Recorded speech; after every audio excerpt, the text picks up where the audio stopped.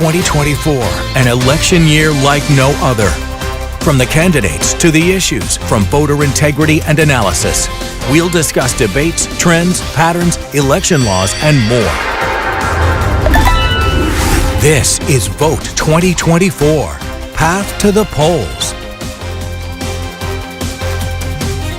Hello, I'm Scott Johnson in for Bruce Hamilton this week on Path to the Polls on a very special edition because tonight is Super Tuesday, the biggest voting day in the United States other than Election Day in 2024 in November. So we want to talk all about it. We got two very important topics we're going to talk about today. First, in a little bit, we're going to talk to Chris Hand here, the host of the Hand on Government segment, about Super Tuesday and what we can expect. And after that, we're going to bring in Clay County Supervisor of Elections, Chris Chambliss. Chris, thank you for joining us today. And we're going to talk all about election integrity. Supervisor Chambliss has been a part of a national task force with the Department of Homeland Security. He just wrapped up some meetings in Washington, D.C. on election integrity. We're going to talk about that in just a bit. But Chris Hand, let me start with you. Today is Super Tuesday, such an important day, possibly the day when the election, the general, could theoretically be set. Right now on the GOP side, and let's start with the GOP side, it is Donald Trump winning all but I believe one, Washington, D.C., which Nikki Haley took on Sunday. Where do you see it going tonight? We have, and I want to look at these states, Alabama, Arkansas, Alaska, California, Utah, Vermont, all over the country voting today. This is a map you're looking at right now on your screen. Chris, what do you expect tonight after the ballots are cast and we know the results of these states? Well, Scott, Super Tuesday is a huge day in the nomination calendar. This has been in place for the better part of the last 4 decades and really is usually decisive in determining who's going to be the Republican or Democratic nominee for president. As you say, there are 15 states plus a territory, American Samoa, that are deciding either one or both parties' nominations today. Lots of delegates at stake. Just for example, on the Republican side, there's about 2,500 total delegates. A third of those are at stake today. For the Democrats, about 4,000 total pledged delegates, and about 35% of those at stake today. So a lot happening. And as you say, it's from coast to coast. We're seeing this all over the country. I think we know at this point who the nominees for the two parties are going to be. For the Democrats, it's going to be President Joe Biden. For the Republicans, it's former President Donald Trump. Well, on the Republican side, yes, that pretty much everyone kind of agrees that, except Nikki Haley. Nikki Haley has not dropped out of this race. She has continued and plugged away. Where do you see the Haley campaign going after tonight? Well, they certainly have the money to continue. And as you say, look, she's been receiving somewhere between 30 and 40% in most of the states that she's contested. She won the District of Columbia primary on Sunday. But in most contests, former President Trump has won those. She has the money to continue if she wants. Again, today is Super Tuesday, but next week are several other states, including the state of Georgia, and then 2 weeks after that, some other states, including the state of Florida. So she has some funding to go forward, but that's a strategic decision that she and her campaign are going to have to make. And candidates decide to stay or leave races for all sorts of reasons. There's certainly one calculation is can they be successful? But there are other reasons candidates stay or leave races. Do they have a message that they want to continue to bring to the electorate? Former Governor and Ambassador Haley recently has sort of turned into the message that she does not believe that either of the presumptive nominees, either former President Trump or former President Biden, should be the next president, and then she is presenting herself as an alternative. So that messaging can be a reason that some candidates carry forward. There's been a lot of talk of what her motivation is. Is her motivation, a cabinet position within a potential Trump administration? There's also been talk, because there's been a lot of talk of a no-labels party, possibly a third-party candidate, and whether or not she would have an interest in that. I believe she's denied it at every turn. Do you think there's an interest in Haley pursuing the presidency in a fashion other than as the GOP nominee? Well, I can't speculate as to Governor and Ambassador Haley's motives. Only she knows kind of why she entered the race and why she might continue the race. What I would say, it's not unusual for someone who's run for president once to run for president in the future. So this could well be, if she's not successful in 2024. And again, no one has clinched the nomination yet, although it looks fairly apparent where this is going. If she decides that she's not going to be successful this year, she may decide that there's a few future year that she wants to run for president, and continuing in the campaign now is kind of helpful to that purpose. And real quickly, I believe her national standing is increasing through this process. I mean, 8 months ago, I don't know that she had as much visibility among the general electorate as she does today. Well, I mean, look at what she's accomplished. There were originally 12 candidates, I believe, for the Republican nomination.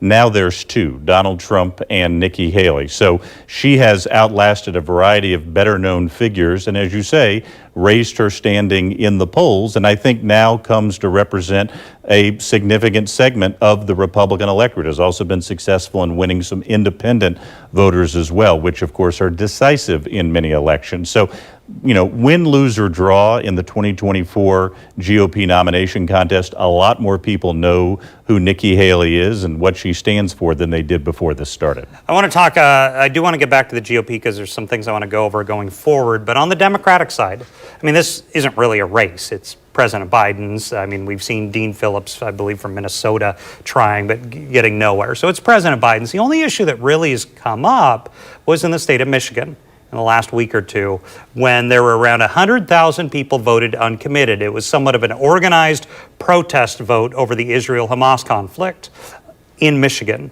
Do you see that being a broader issue tonight? Well, there were a lot of Michigan-specific dynamics to that particular contest, including some of the situation in the Middle East right now and how that impacts the domestic vote. I don't think anyone anticipates that President Biden's going to do anything but sweep all of the Super Tuesday primaries. I mean, the initial polling suggests that he's going to do very well across the board tonight. But again, he cannot clinch the nomination tonight because of the way these delegates are awarded. And let's remember, that's the key to these nominating contests, is it's people actually electing delegates to vote for the party candidates at their conventions, which for the Republicans will be in Milwaukee in July and for the Democrats will be in Chicago in August. They're voting for delegates because of the rules about how delegates are allocated. President Biden probably cannot formally clinch the Democratic nomination for another couple of weeks, but there's really not much doubt at this point about his being the nominee. Do you foresee that protest vote issue with Israel-Hamas still going on now? We don't know where it will be in 6 months, remaining an issue in the general where we could see something like that happen, because 100,000 votes or even a sliver of that in Michigan, sure, which is razor thin, of course, you know, is a big deal. I mean, could you see that still being an issue in the general? It depends, I think, on what the circumstances are in the Middle East, how that situation develops. I mean, it's very hard to predict now what the circumstances in the world and on the ground will be in November when people are casting general election ballots. But I think it is something that both presumptive nominees have to watch. President Biden, as you say, there was this issue in Michigan. What I think the main question is, how good are both candidates doing at uniting the party and bringing everyone into the fold? You've identified some challenges that President Biden's been working with.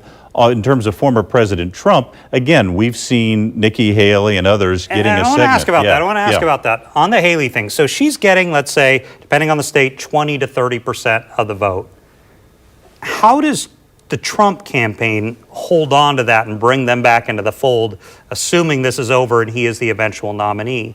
I mean, every election cycle, there are people who vote for the other person. But how does the Trump campaign retain those people who were supporting Haley, either because they like Ambassador Haley or because they were voting against former President Trump? Well, that is you've identified what is the crucial question for the Trump campaign after the primary season is, how do they unite the party again? I think what should be concerning to them is that a number of those Haley voters have said that they probably won't be inclined to vote for President Trump, particularly if he is convicted of a crime. Obviously, there are multiple criminal indictments sitting out there, and so I think that is going to be the key question. How do they kind of unite the party? Now, a lot of polling suggests that Republicans are fairly united behind President Trump's candidacy. I think the bigger question is those ever decisive independent, or as we call them here in Florida, NPA or no party affiliation voters. They tend to decide every election, Scott. Their votes tend to be crucial in deciding who's going to win. And we're seeing that in a lot of states where independents can cross over or can participate in party primaries. They are not voting for former President Trump. Many of them are voting for Governor and former Ambassador Haley. So that's going to be a crucial voting block to watch. Not just can former President Trump unite Republicans, same question for President Biden and the Democrats, but who can win those decisive independent voters. That's the election right there. And the other thing, we talk about the winning of the vote. There's the motivation of getting them to come out and vote. I mean, on the Democrat side, we talked about those uncommitted, like, is the question, do they stay home? On the Republican side, maybe those Haley supporters, do they go, I don't want to vote for either of them, I'm going to stay home? Is that a realistic thing, too? Well, it is, or not just stay home, but again, there's the prospect this year that there could be multiple third-party candidates like on Robert, the ballot as well. RFK, Right. yeah, Robert F. Exactly. Kennedy So Jr., that'll be the question that I think each of the major campaigns is concerned about. Voters that they think should be in their column, how do they make sure they stay in their column and actually go out to vote, as opposed to staying home or going to the polls and casting a ballot for one of those third-party candidates? So we're going into, if things wrap up tonight, the next thing is coalescing the party and going into the party conventions. Both candidates, Trump and Biden, have dealt with issues. Biden has had issues come up with age concerns. Trump's had those as well, and also issues with the legal. Could you see any wrangling at the conventions this summer, or do you think the parties are going to get things in order before they go into the conventions? Well, again, if any of us had the power of foresight, it would be a very different picture. Sure. What we just don't know is what will happen between now and July or now of August. If there's some very significant event on either side, is it possible there could be a brokered convention, as they call it? Sure. That hasn't happened since 1968, the last time the Democrats were in Chicago. So it's unlikely at this point. I think what's much more likely that we're going to see in advance of each of those conventions is typically what we've just talked about, trying to unite the party. Former President Trump has to select a running mate. The parties have to kind of finalize their platforms and do all those other prerequisites to get ready for the general election contest. And the running mate, that's going to be one of the big things on the Trump side that people are watching, wouldn't you say? Because, no question. Is it Haley? Is it DeSantis? Is it some of these other members of the GOP? I want to say there is a senator, Katie Britt, is doing the response to the State of the Union later this week. From Alabama, right. From Alabama. Yeah. Mm-hmm. So, I mean, there's a lot of people out there that are raising their profile right now as former President Trump looks at a potential running mate. Well, that's right. And, again, he tends to be a little unconventional in how he does things. So traditionally, a party nominee announces the running mate right before the convention. I don't think we can sort of assume that's going to be the case. Former President Trump might decide to do it earlier, might decide to have a running mate even months in advance of a convention. There's been lots of names speculated about. I think there's a few things we know for sure about the running mate. It will not be Mike Pence, who was vice president during his previous term. That was pretty apparent, yeah. Yeah, and of course, who was a competitor during the Republican primaries this year. I think it's unlikely it will be any of his competitors for the Republican nomination. Why do you think that is? Well, these nominees. Tim Scott has been talked about. Sure. Even Governor DeSantis was talked about again in the last few weeks. Let me revise that. Any candidates who have not both endorsed him and enthusiastically campaigned for him, I understand. Not likely to be the nominee. Senator Scott from South Carolina has clearly done that, is now a surrogate for the former president. Governor DeSantis has endorsed him, but has not sort of been active on the campaign trail. And former Governor and Ambassador Haley, again, because of the nature of this contest, seems unlikely that she's going to be the nominee. So of the former competitors, the most likely is Tim Scott. But other than that, the names being discussed did not run in the 2024 Republican contest. And again, we'll find out sometime between now and early July who that nominee is. Well, Chris Hand, host of the Hand on Government segment, thanks for joining us, Chris, today. Thank you It's for going to be having an me, exciting Scott. night to watch. It sure will be. Thanks, Chris, so much. So in addition to Super Tuesday, we also need to talk about the other huge issue at election integrity. We bring in Chris Chambliss, Clay County Supervisor of Elections, a longtime Supervisor of Elections, Chris. And you become a little more intriguing than you already are because of something you did in Washington, D.C. last month, meeting with the Department of Homeland Security. You're one of a few supervisors of election nationally to serve with the DHS. Talk to me about your role and what you've been doing in Washington, D.C. So when elections was created as a critical infrastructure, one of the first things that they do is they set up a governing coordinating council as well as a sector coordinating council. And then shortly after that, they created CISA, which is Cybersecurity and Infrastructure agency. And the reason why they do that is to provide a federal nexus to the state, local, tribal territories with regards to a single whole-of-nation approach to election security. And so they set that up, and we create the policy both on a national level and, again, that reporting to the state level, and then from the states back up to the federal government with regards to cybersecurity and infrastructure security. What are some security issues you are seeing after going to this that you know, the feds and the state level governments are focused on? Scott, I think it's very important to first lay out some ground rules. First and foremost, when you talk about elections insecurity, it is not the tabulation system. Yeah, that's a big thing. And let's stop on that. I want to stop on that very subject. Tabulation system was a big complaint in 2020 with suspicions and conspiracy theories out there about tabulation equipment and whether it's attached to the internet can be manipulated. Let's hammer that home. So first and foremost, tabulation equipment is never connected to the internet at any time.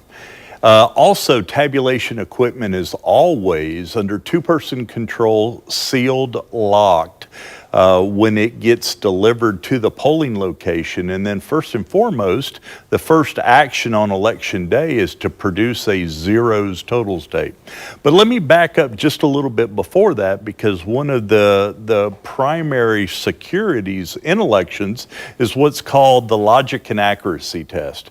Prior to that, there is a pre-logic and accuracy test. Here in Clay County, we have literally cast tens of thousands of ballots. We've probably eclipsed the number of ballots that will be voted in the presidential preference primary in our testing.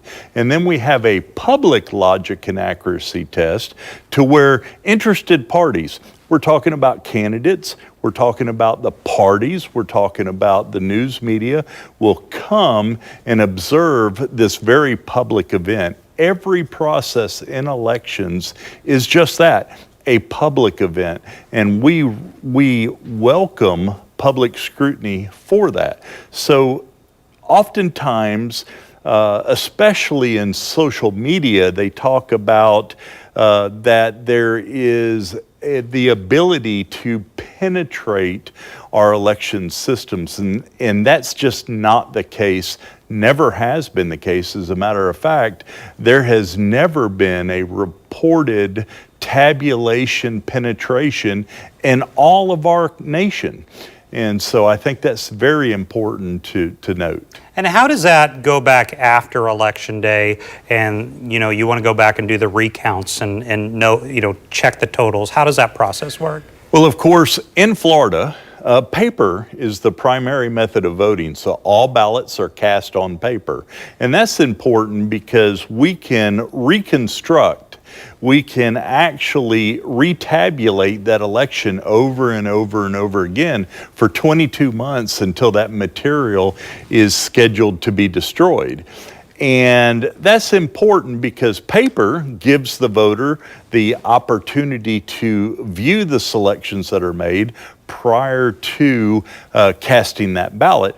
But the security, the comfort is that logic and accuracy test, because if you can tabulate accurately 100% of the time, then it goes to further the belief that the equipment is in fact tabulating properly. But most importantly, in the state of Florida, after the election, there is a verification of the known results from the tabulation system compared to the actual paper trail there at each one of the precincts, and that is reconciled prior to those preliminary results on election night to become unofficial and then official votes.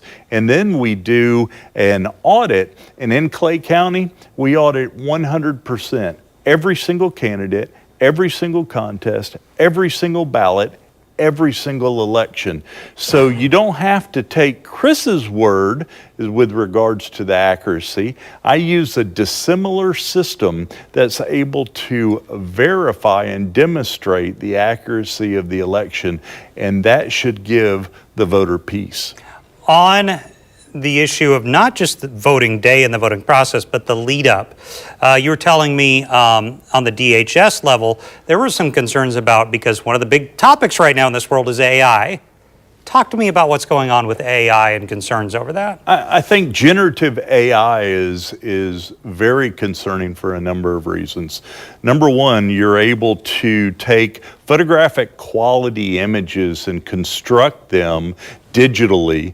Of course, one of the most famous ones is the Pope wearing a very outlandish outfit and having 4 fingers on his right hand, as well as, in addition to that, we're starting to see generative audio. In the New Hampshire election, you had robocalling that had President Biden's voice telling voters that it was not necessarily for them to brave the weather on election day, and that there would be an opportunity afterwards to be able to do that. You have video to where I've seen one to where past President Obama talks about his personal chef, to where you have Tom Hanks that's hawking skincare products. And so you really have to be on your game with regards to artificial intelligence. I've heard it called, it is both the best thing as was the invention of nuclear energy, and it can also be the worst thing. So there's AI is very good in some respects. It's also very bad. They have AI now that can generate malicious code without an individual having the ability to know coding knowledge. Since 2020, the issue of election integrity is, well, it was also big in 2016, has just exploded. Former President Trump making a lot of accusations that he was not able to prove in court about the election was rigged, of that nature. In 2016, we saw questions of Russian interference.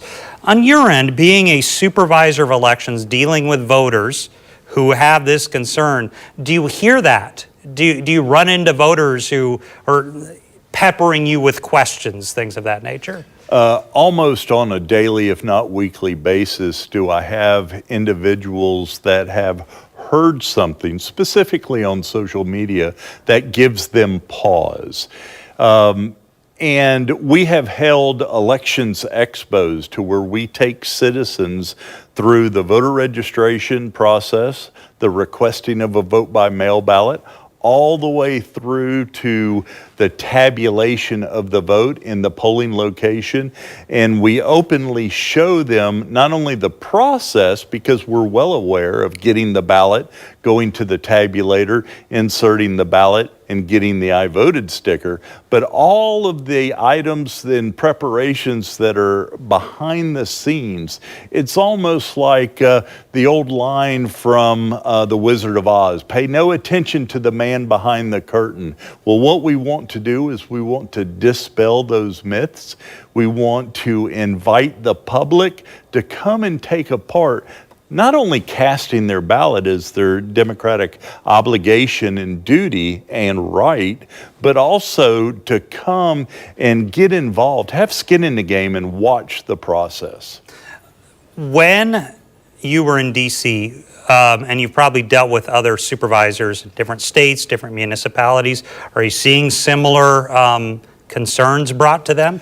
You know, jurisdictionally, things change. You have some jurisdictions to where there is a number of concerns about the security of both election workers, as far as, and also elections staff.